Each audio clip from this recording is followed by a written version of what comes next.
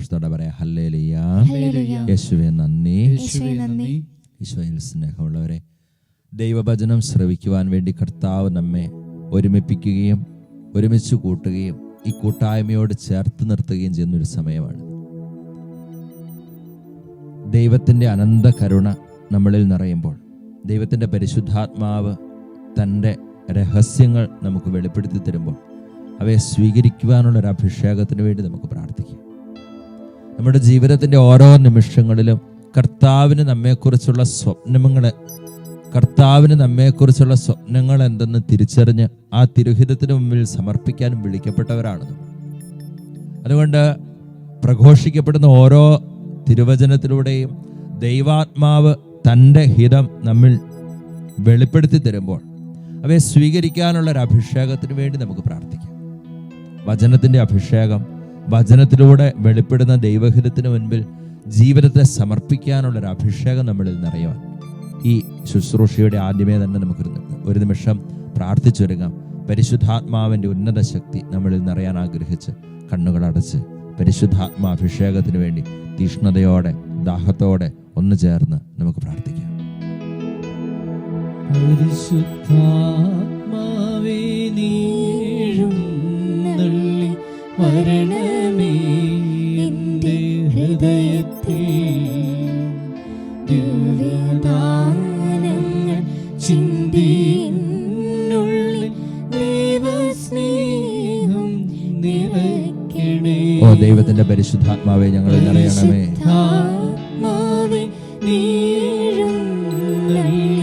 വരണമേ എൻ്റെ ഹൃദയത്തിൽ, ദിവ്യദാനങ്ങൾ ചിന്തിനുള്ളിൽ ദൈവസ്നേഹം നിറയ്ക്കണേ. സ്വർഗത്തിൽ നിന്നിറങ്ങുന്ന ദൈവത്തിന്റെ അഭിഷേകമേ,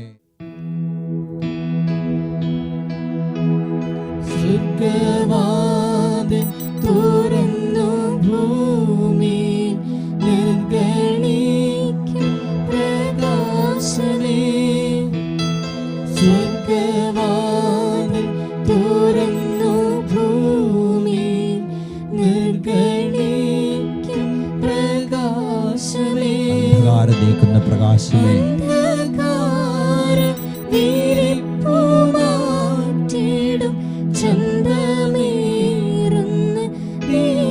ദാഹത്തോടെ പ്രാർത്ഥിക്കുന്ന അങ്ങയുടെ ദാസരുടെ ആത്മാക്കളിൽ അഭിഷേകത്തിന്റെ കൃപ,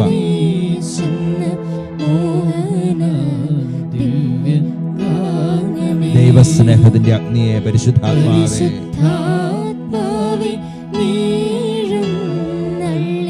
വരണമേ എൻ്റെ ഹൃദയത്തിൽ, ദിവ്യദാനങ്ങൾ ചിന്തിനുള്ളിൽ ദൈവസ്നേഹം നിറയ്ക്കണേ. അഭിഷേകത്തിനൊരു പുത്തൻ ഉണർവ് നമ്മളിൽ നിറയുവാൻ ആഗ്രഹത്തോടെ പ്രാർത്ഥിച്ചുകൊണ്ട് പരിശുദ്ധാത്മ ശക്തിക്ക് വേണ്ടി ദാഹിച്ചുകൊണ്ട് സ്വതന്ത്രമായിട്ട് ആത്മാവിൽ നിറഞ്ഞ് നമുക്കൊന്ന് സ്തുതിച്ച് പ്രാർത്ഥിക്കാം. ഹല്ലേലൂയ, ഹല്ലേലൂയ,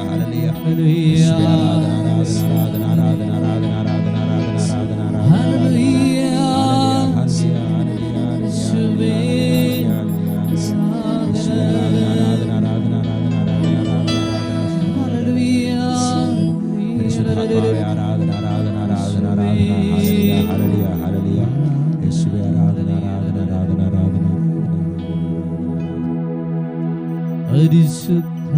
പരിശുദ്ധാത്മാവേ നീഴുന്നള്ളി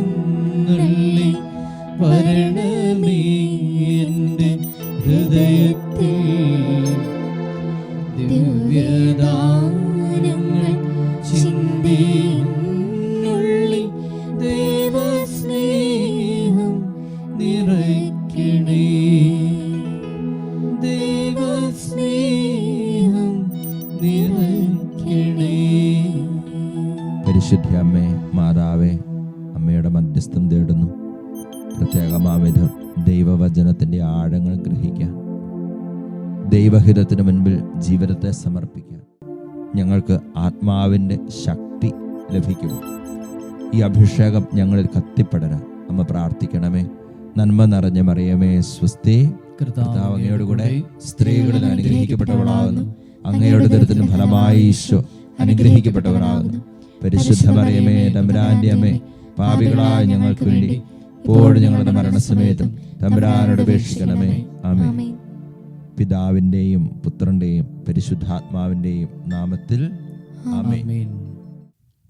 ഈശോയിൽ സ്നേഹം നിറഞ്ഞ സഹോദരങ്ങളെ, വിശുദ്ധ ലൂക്കാസ് സുവിശേഷം 4-ാം അധ്യായം 18-19 തിരുവചനങ്ങളിൽ നമ്മളിങ്ങനെ വായിക്കും: കർത്താവിൻ്റെ ആത്മാവ് എൻ്റെ മേലുണ്ട്, ദരിദ്രരെ സുവിശേഷം അറിയിക്കാൻ അവിടുന്ന് എന്നെ അഭിഷേകം ചെയ്തിരിക്കുന്നു. ബന്ധിതർക്ക് മോചനവും അന്ധർക്ക് കാഴ്ചയും അടിച്ചമർത്തപ്പെട്ടവർക്ക് സ്വാതന്ത്ര്യവും കർത്താവിന് സ്വീകാര്യമായ വത്സരവും പ്രഖ്യാപിക്കാൻ അവിടുന്ന് എന്നെ അയച്ചിരിക്കുന്നു. ഈ തിരുവചനങ്ങൾ ഈശോ താൻ വളർന്ന സ്ഥലമായ നസ്രത്തിൽ പതിവ് പോലെ വായിക്കാൻ എഴുന്നേറ്റ് നിന്നപ്പോൾ യെശയ്യാ പ്രവാചകന്റെ പുസ്തകം തുറന്നപ്പോൾ വായിച്ച് വ്യാഖ്യാനിച്ച തിരുവചനമാണ്. ഈ വചനം വായിച്ചതിന് ശേഷം ഈശോ പ്രഖ്യാപിക്കുകയാണ്: ഇന്ന് ഇപ്പോൾ ഇവിടെ നിങ്ങൾ കേട്ടിരിക്കെ തന്നെ ഈ തിരുവെഴുത്ത് നിറവേറിയിരിക്കുന്നു. പ്രിയപ്പെട്ട സഹോദരങ്ങളെ, എപ്പോഴാണ് ഒരു മനുഷ്യൻ്റെ ജീവിതം ധന്യമാകുന്നത്? എപ്പോഴാണ് നമ്മുടെ ജീവിതം ഒരനുഗ്രഹമാകുന്നത്? നമ്മുടെ സാന്നിധ്യം ഒരനുഗ്രഹമാകുന്നത്? എപ്പോഴാണ് നാം ദൈവസന്നിധിയിൽ സ്വീകാര്യരാകുന്നത്? നമ്മുടെ മുൻപിൽ ഒരുപാട് നന്മ പ്രവർത്തികൾക്കുള്ള സാധ്യതകളുണ്ടാകും. പക്ഷേ ഒരുപാട് നന്മ പ്രവർത്തികൾ എന്നതിനേക്കാളുപരി ദൈവത്തിൻ്റെ പദ്ധതി നമ്മളിൽ പൂർത്തിയാകുമ്പോഴാണ് നമ്മുടെ ജീവിതം അനുഗ്രഹമായിത്തീരുന്നതും ദൈവസന്നിധിയിൽ പ്രീതികരമായിത്തീരുന്നതും. ഇവിടെ ഈശോ തൻ്റെ 30 വർഷത്തെ രഹസ്യ ജീവിതത്തിന് ശേഷം പരസ്യ ജീവിതത്തിൻ്റെ ആരംഭത്തിൽ വായിച്ച് വ്യാഖ്യാനിക്കുന്ന ഒരു തിരുവചന ഭാഗമാണിത്. കർത്താവിൻ്റെ ആത്മാവ് എൻ്റെ മേലുണ്ട്, ദരിദ്രരെ സുവിശേഷം അറിയിക്കാൻ അവിടുന്ന് എന്നെ അഭിഷേകം ചെയ്തിരിക്കുന്നു. ബന്ധിതർക്ക് മോചനവും അന്ധർക്ക് കാഴ്ചയും അടിച്ചമർത്തപ്പെട്ടവർക്ക് സ്വാതന്ത്ര്യവും കർത്താവിന് സ്വീകാര്യമായ വത്സരവും പ്രഖ്യാപിക്കാൻ അവിടുന്ന് എന്നെ അയച്ചിരിക്കുന്നു. സഹോദരങ്ങളെ, ഈശോ പറയാണ്, ഇന്ന് ഇപ്പോൾ ഇവിടെ, അതായത് എന്നിൽ ഈ വചനം നിറവേറിയിരിക്കുന്നു. ഈ പ്രവചനം എന്നെക്കുറിച്ചാണ്. ഈ തിരുവചനത്തിൽ വെളിപ്പെട്ട ദൈവ പദ്ധതി എന്നെക്കുറിച്ചാണ് ഈശോ പറയാ. 30 വർഷത്തെ തൻ്റെ രഹസ്യ ജീവിതത്തിൽ ഈശോ അന്വേഷിച്ചത് മുഴുവൻ പിതാവിന് തന്നെക്കുറിച്ചുള്ള പദ്ധതി എന്തെന്നായിരുന്നു. ആ പദ്ധതി വ്യക്തതയിൽ മനസ്സിലാക്കുവാൻ ഈശോ തൻ്റെ 30 വർഷത്തെ രഹസ്യ ജീവിതം ചെലവഴിച്ചു. കാരണം എന്താ? ജീവിതത്തിൽ പൂർത്തിയാകേണ്ടത് പിതാവിൻ്റെ ഹിതമാണ് എന്ന് ഈശോയ്ക്ക് വ്യക്തമായ ബോധ്യമുണ്ടായിരുന്നു. 30 വർഷത്തെ രഹസ്യ ജീവിതത്തിൽ ഈശോ എന്ത് ചെയ്തു? ദൈവവചനത്തിൽ പിതാവിന് തന്നെക്കുറിച്ചുള്ള തിരുഹിതം എന്തെന്ന് അന്വേഷിച്ചു കൊണ്ടിരുന്നു. അതിന് നമ്മളൊരു ഉദാഹരണം കാണും. 12-ാമത്തെ വയസ്സിൽ ഈശോ മാതാപിതാക്കളോടൊപ്പം ജെറുസലേം ദേവാലയത്തിലെത്തി. തിരുനാളിന് പതിവനുസരിച്ച് അവർ വന്നതാണ്. തിരുനാൾ കഴിഞ്ഞ് മാതാപിതാക്കൾ തിരിച്ചുപോയി. ഈശോ ജെറുസലേമിൽ തന്നെ താമസിച്ചു. ഈശോ കൂടെ ഉണ്ടാകുമെന്നാണ് അവർ വിചാരിച്ചത്. പക്ഷേ ഒരു ദിവസം കഴിഞ്ഞപ്പോൾ അവർക്ക് മനസ്സിലായി ഈശോ കൂടെയില്ല. അവർ ദേവാലയത്തിലേക്ക് മടങ്ങി. 3 ദിവസങ്ങൾക്ക് ശേഷം ഈശോയെ അവർ ദേവാലയത്തിൽ കണ്ടെത്തി. എവിടെ കണ്ടെത്തി എന്നതാണ് പ്രധാനം. ഈശോ എന്ത് ചെയ്യുകയായിരുന്നു എന്നതാണ് പ്രധാനം. അവിടുന്ന് നിയമജ്ഞരുടെയും പണ്ഡിതരുടെയും ഇടയിലിരുന്ന് അവർ പറയുന്നത് കേൾക്കുകയും അവരോട് ചോദ്യങ്ങൾ ചോദിക്കുകയുമായിരുന്നു. എന്ന് പറഞ്ഞാൽ വചനമറിയാവുന്ന, ദൈവവചനത്തെക്കുറിച്ച് ഗ്രാഹ്യമുള്ള, പഠിച്ചിട്ടുള്ള നിയമജ്ഞരോട്, പണ്ഡിതരോട് ഈശോ വചനത്തെക്കുറിച്ച് ആരാഞ്ഞ് പഠിക്കുകയായിരുന്നു. പ്രിയപ്പെട്ട സഹോദരങ്ങളെ, ഈ സംഭവം ഈശോയുടെ 30 വർഷത്തെ രഹസ്യ ജീവിതത്തിലേക്കുള്ള സൂചനയാണ്. ഈശോ എന്ത് ചെയ്യുകയായിരുന്നു? പ്രാർത്ഥനയിലും ദൈവവചനത്തിലും പിതാവിന് തന്നെക്കുറിച്ചുള്ള തിരുഹിതം എന്തെന്ന് അവിടുന്ന് അന്വേഷിക്കുകയായിരുന്നു. വിശുദ്ധ സ്നാപക യോഹന്നാൻ സക്കറിയ എലിസബത്ത് ദമ്പതികളുടെ മകനായി പിറന്ന സ്നാപക യോഹന്നാൻ. ഈ സ്നാപക യോഹന്നാന്റെ ജനനത്തിൽ പിതാവായ സക്കറിയ നടത്തുന്ന ഒരു പ്രവചനമുണ്ട്. പ്രവചനം ഇതാണ്: നീയോ കുഞ്ഞെ അത്യുന്നതന്റെ പ്രവാചകൻ എന്ന് വിളിക്കപ്പെടും. കർത്താവിന് വഴിയൊരുക്കാൻ അവൻ്റെ മുമ്പേ നീ പോകും. അതായത് തൻ്റെ കുഞ്ഞിനെക്കുറിച്ചുള്ള ദൈവത്തിൻ്റെ പദ്ധതി തിരുഹിതമെന്തെന്ന് വെളിപ്പെട്ട് കിട്ടിയ സക്കറിയ അത് ഉറക്കെ പ്രഘോഷിക്കുകയാണ്. സഹോദരങ്ങളെ, ദൈവവചനത്തിന് മുൻപിൽ നമ്മൾ ഇരിക്കുമ്പോൾ നമ്മൾ ഓർത്ത് വയ്ക്കുക, ഈ കാലഘട്ടത്തിൽ ദൈവം നമ്മളിൽ നിന്ന് ആഗ്രഹിക്കുന്ന പദ്ധതികൾ, നാം നിറവേറ്റാൻ വേണ്ടി ദൈവം നമ്മെ ഭരമേൽപ്പിച്ച പദ്ധതികൾ, ദൗത്യങ്ങൾ പൂർത്തിയാക്കാൻ വിളിക്കപ്പെട്ടവരാണ് നാം ഓരോരുത്തരും. ഈ പദ്ധതിക്കനുസരിച്ച് ജീവിതത്തെ ക്രമീകരിച്ചെടുക്കുമ്പോഴാണ് നമ്മുടെ ജീവിതം, നമ്മുടെ സാന്നിധ്യം ഒരു അനുഗ്രഹമായി തീരുന്നത്. അബ്രാഹത്തെ ദൈവം വിളിച്ചു, ഞാൻ നിന്നെ അനുഗ്രഹിക്കും, നിന്നിലൂടെ ഭൂമുഖത്തെ ജനതകളെല്ലാം അനുഗ്രഹിക്കപ്പെടുമെന്ന് കർത്താവ് അബ്രാഹത്തോട് അരുളി ചെയ്തു. അതിന് ഈ പദ്ധതി പൂർത്തിയാക്കാൻ കർത്താവ് അബ്രാഹത്തോട് പറഞ്ഞു, നീ നിന്റെ ദേശത്തെയും പിതൃഗ്രഹത്തെയും വിട്ട് ഞാൻ കാണിച്ചു തരുന്ന ദേശത്തേക്ക് പോവുക. അതായത് ദൈവം ഒരു മനുഷ്യന്റെ മുൻപിൽ തൻ്റെ പദ്ധതി വെളിപ്പെടുത്തുമ്പോൾ അതോടൊപ്പം വിശ്വാസത്തിൻ്റെ ഒരു അനുസരണം അവനിൽ നിന്ന് ആവശ്യപ്പെടുന്നു. ഈശോ തൻ്റെ ജീവിതത്തിൽ ഓരോ നിമിഷവും ഈ പിതാവിൻ്റെ പദ്ധതിയുടെ മുമ്പിൽ സമ്പൂർണമായി സമർപ്പിച്ചിരുന്നു നമുക്കറിയാം. ജനക്കൂട്ടത്തിനിടയിൽ, അവരുടെ ഇടയിൽ അത്ഭുതങ്ങൾ പ്രവർത്തിച്ച് അവരോട് വചനം പ്രഘോഷിച്ച് കടന്നു പോകുന്ന ഈശോ ഒരു സുപ്രഭാതത്തിൽ ശിഷ്യന്മാരെല്ലാവരും അടുത്തു വന്ന് ഈശോയോട് പറയുകയാണ്, എല്ലാവരും നിന്നെ കാത്തിരിക്കുന്നു. ഈശോ എന്താ പറയുക? നമുക്ക് അടുത്ത ഗ്രാമത്തിലേക്ക് പോകാം, അവിടെയും എനിക്ക് വചനം പ്രഘോഷിക്കേണ്ടിയിരിക്കുന്നു. അതായത് ജനക്കൂട്ടത്തിൻ്റെ നിർബന്ധത്തിനും ജനക്കൂട്ടത്തിൻ്റെ താല്പര്യത്തിനും അപ്പുറം പിതാവിൻ്റെ ഹിതം നിറവേറ്റാനുള്ള ഈശോയുടെ തീഷ്ണത, ഈശോയുടെ സമർപ്പണം സുവിശേഷത്തിലുടനീളം എൻ്റെ സഹോദരങ്ങളെ നമ്മൾ കണ്ടെത്തും. അതുകൊണ്ട് ഈ കാലഘട്ടത്തിൽ നമ്മൾ ഓർക്കുക, എന്തിനാണ് കർത്താവ് നമ്മുടെ ജീവിതത്തിൽ ചില സാധ്യതകൾ, ചില സാഹചര്യങ്ങൾ ഒരുക്കി തരുന്നത്? ഓരോ സാഹചര്യങ്ങളും ദൈവ പദ്ധതിയുടെ ഭാഗമാണ്. ഈ സാഹചര്യങ്ങളിൽ ദൈവ പദ്ധതിയോട് പൂർണ്ണ വിശ്വസ്തത പുലർത്തി, കർത്താവിൻ്റെ തിരുഹിതത്തോട് പൂർണ്ണ വിശ്വസ്തത പുലർത്തി അനുഗ്രഹത്തിൻ്റെ സാന്നിധ്യമായി നമ്മുടെ ജീവിതം മാറണമെന്ന് കർത്താവ് ആഗ്രഹിക്കുന്നു. അതുകൊണ്ട് തന്നെ ജെറമ്യ പ്രവചനം 29 അധ്യായം 11 തിരുവചനം, നിങ്ങളെക്കുറിച്ചുള്ളൊരു പദ്ധതി എൻ്റെ മനസ്സിലുണ്ട്, അത് നിങ്ങളുടെ നാശത്തിനുള്ളതല്ല, ക്ഷേമത്തിനുള്ള പദ്ധതിയാണ്. അപ്പോൾ നമ്മുടെ ജീവിതത്തിൽ ഈ ദൈവ പദ്ധതി പൂർത്തിയാകുവാൻ വേണ്ടി ജീവിതത്തെ സമർപ്പിക്കാൻ നമുക്ക് കടമയുണ്ട്.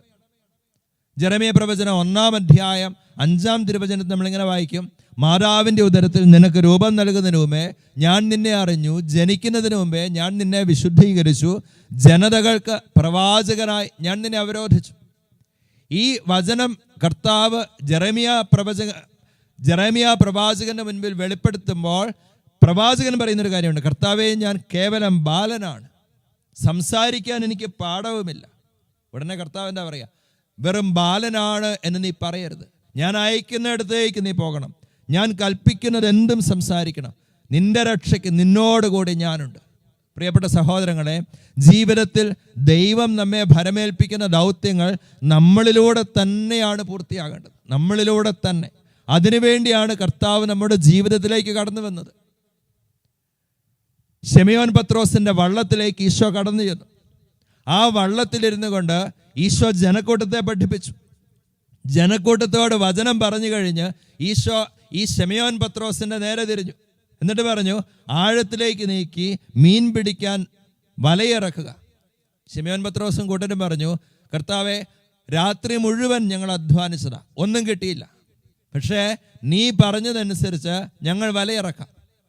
അവർ ഈശോയുടെ വാക്കനുസരിച്ച് വലയിറക്കി. ആ വല നിറയുവോളം മത്സ്യങ്ങളെ കിട്ടി. കൂടെയുണ്ടായിരുന്ന സഹോദരങ്ങളെ, കൂട്ടുകാരെ അവർ ആംഗ്യം കാണിച്ച് വിളിച്ചു.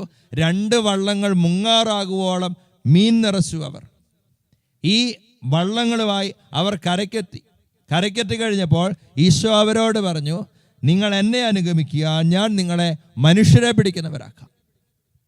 അവൻ എന്ത് ചെയ്തു? വള്ളവും മലയും എല്ലാം ഉപേക്ഷിച്ച് ഈശോയെ അനുഗമിച്ചു. പ്രിയപ്പെട്ട സഹോദരങ്ങളെ, എന്തിനാണ് ഈശോ ഈ ശിമയോൻ പത്രോസിൻ്റെ വള്ളത്തിലേക്ക് കടന്നു ചെന്നത്? അവിടെ ഇരുന്ന് ഈ ജനക്കൂട്ടത്തെ പഠിപ്പിച്ചത് എന്തിനാണ് ഇവനോട് ആഴത്തിലേക്ക് നീക്കി വലയിറക്കാൻ ഈശോ ആവശ്യപ്പെട്ടത്? എന്തിനാണ് ഈ വല നിറയുവോളം മത്സ്യങ്ങളെ കൊടുത്തത്?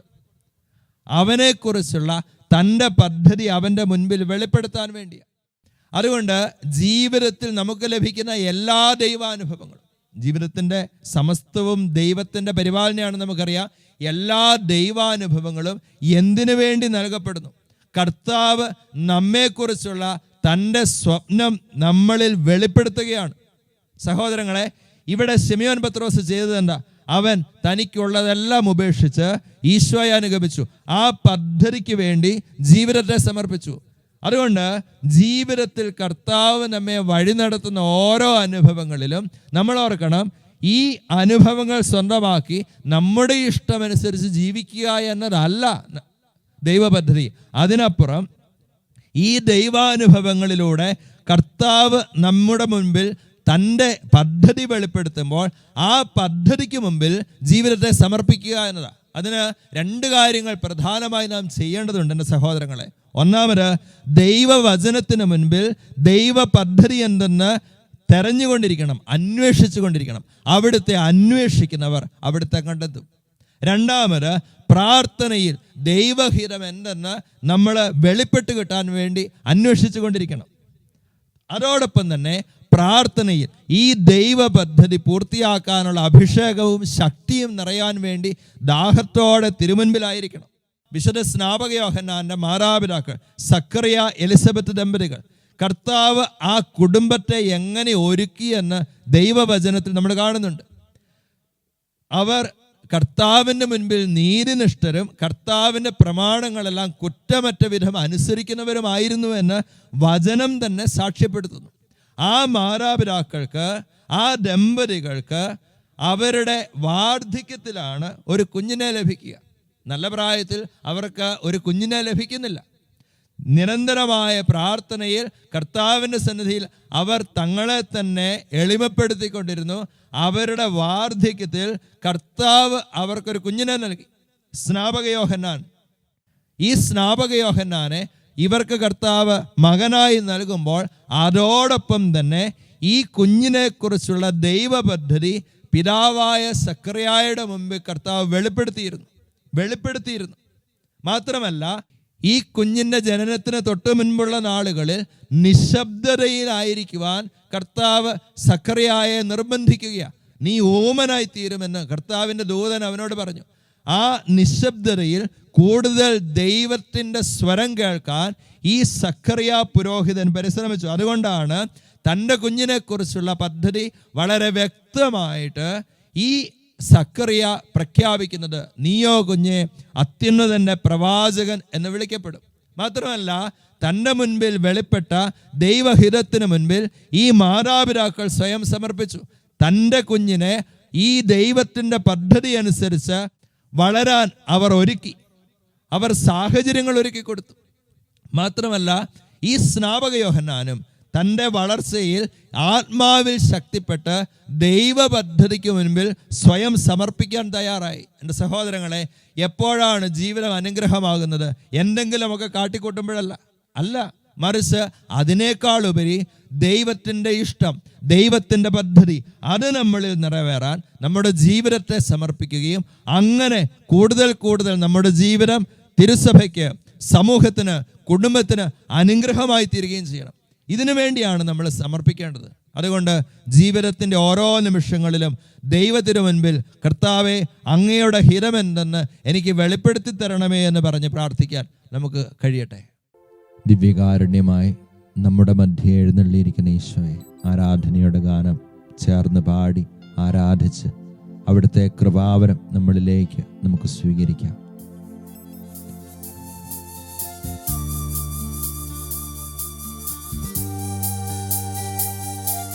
ആത്മാവിൽ നിറയുന്ന ഒരു അഭിഷേകം ഇപ്പോൾ കർത്താവ് നമ്മളിലേക്ക് വർഷിക്കുകയാണ്. ദിവ്യകാരുണ്യ ശക്തി നമ്മളിലേക്ക് നിറയുകയാണ്. ആരാധിക്കാം തിരുനാഥനെ.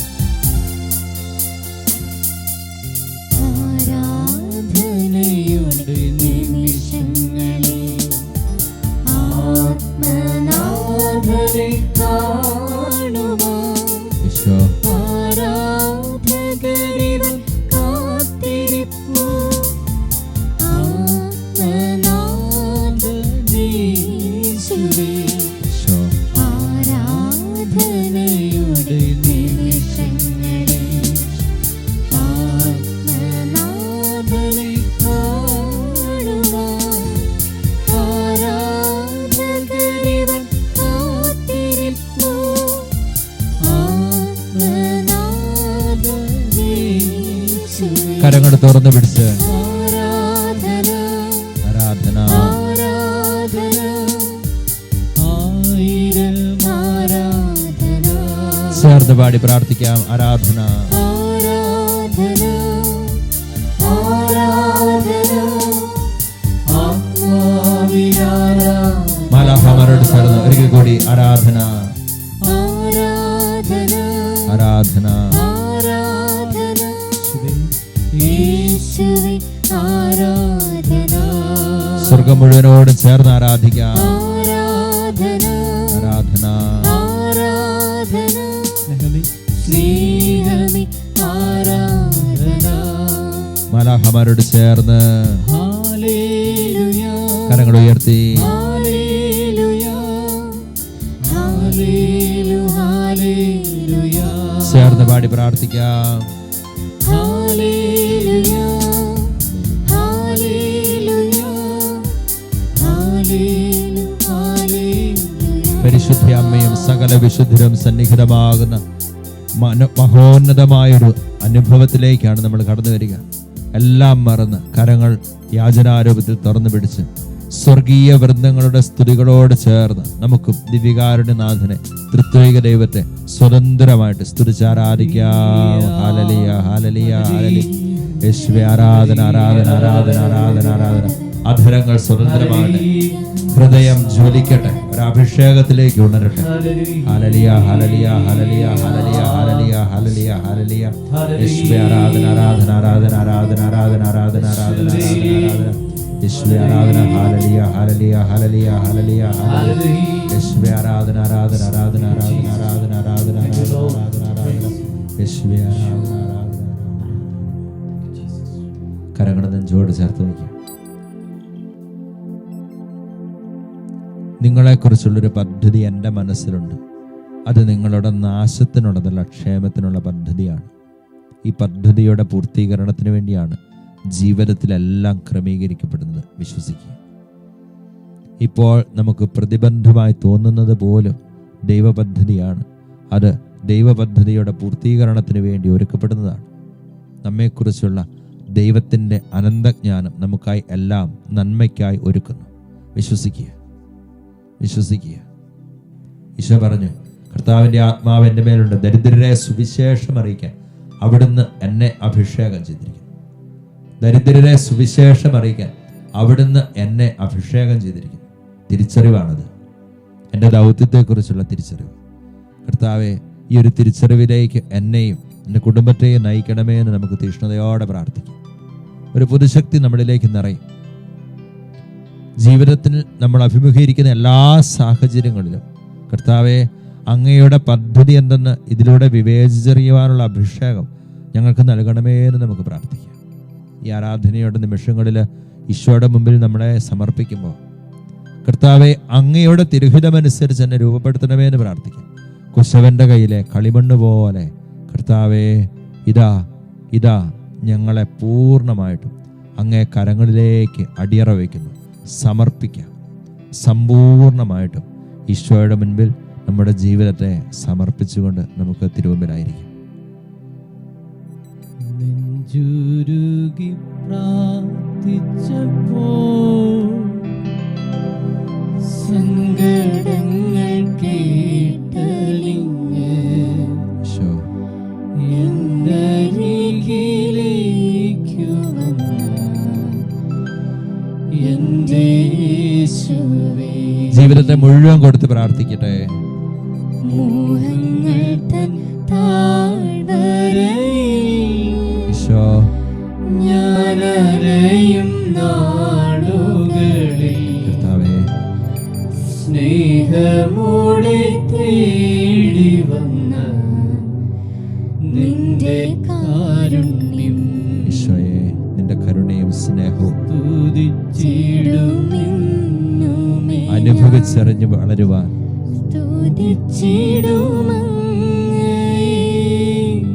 ഈശോ സ്മരിച്ചിടുമെന്നുമേ ഞാൻ കർത്താവേ, കർത്താവേ, തിരുഹിതമാണെനിക്ക് ഏകപാതയും നെഞ്ചുരുകി പ്രാർത്ഥിച്ചപ്പോൾ ഈശോ സങ്കടങ്ങൾ കേട്ടലിഞ്ഞ് എന്നരികിലേക്കു വന്ന് എൻ്റെ യേശുവേ. പൂർണ്ണമായിട്ടും കർത്താവിൻ്റെ കരങ്ങളിലേക്ക് കൊടുക്കാം. ഈശോ നമ്മെ ചേർത്ത് പിടിക്കുകയാണ് ഈ ആശീർവാദത്തിലൂടെ. തൻ്റെ തിരുമാറോട് കർത്താവ് നമ്മെ ചേർത്ത് പിടിക്കുകയാണ്. ആ സ്നേഹം മുഴുവൻ നമ്മളിലേക്ക് പകരുകയാണ്. ഇത് അനുഭവിച്ചറിഞ്ഞ് ആ സ്നേഹം ഹൃദയത്തിലേക്ക് വന്ന് നിറയുന്നത്, ഈശോയുടെ തിരുഹൃദയത്തോട് നമ്മെ ചേർത്ത് പിടിക്കുന്നത് അനുഭവിച്ചറിഞ്ഞുകൊണ്ട് ദിവ്യകാരുണ്യ ഈശോയുടെ ആശീർവാദം നമുക്ക് സ്വീകരിക്കാം. സ്വതന്ത്രമായിട്ട് സ്തുതിക്കാം. Hallelujah, hallelujah, hallelujah, hallelujah, hallelujah.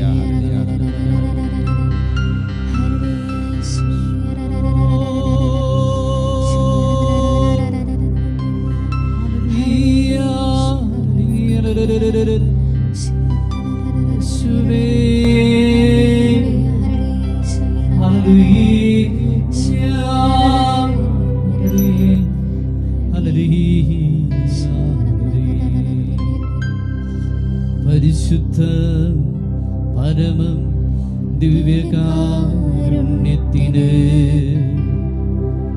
എന്നേരവും ആരാധനയും സ്തുതിയും പുകഴ്ചയും